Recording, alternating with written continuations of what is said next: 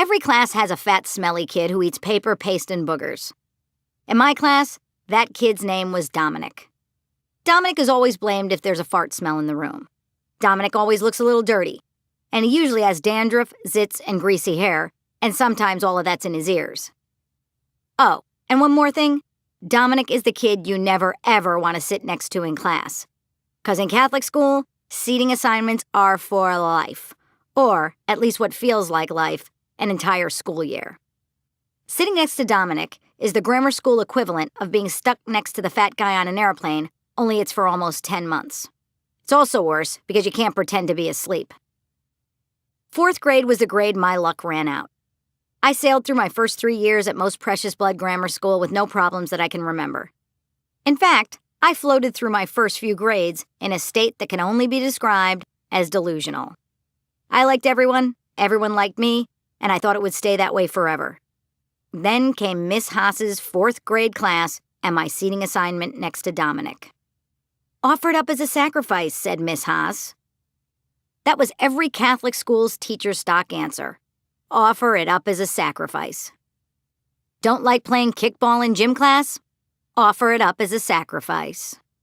Don't like having religion class every single day?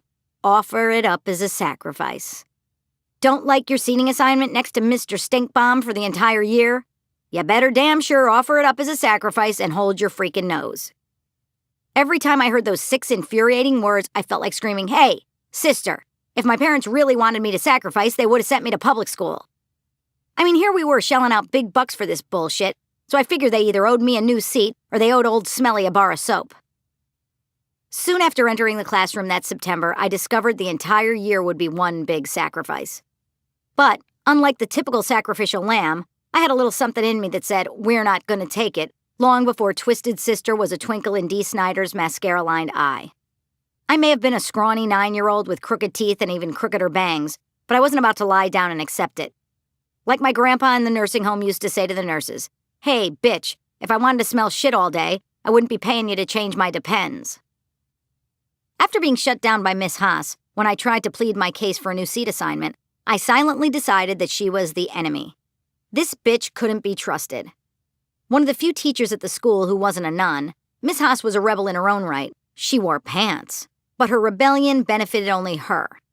She lounged at the front of the class, her chubby legs and cankles extended under her desk, her arms folded behind her head, elbows akimbo, while we sat with hands folded and ankles crossed under our desks in uncomfortable poly-blend plaid sandpaper uniforms.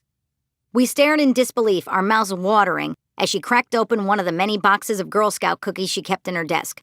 Cookies that she devoured one at a time as we licked our chops and tried to calculate how much longer it was until lunchtime. And what I would have given for that kind of lunch. A lunch of Thin Mints, Do-si-dos, Tagalongs, and trefoils. But no, my mother had different ideas when it came to nutrition, and they were a source of misery and embarrassment on a daily basis, which, coincidentally, is the theme of the entire Catholic school system.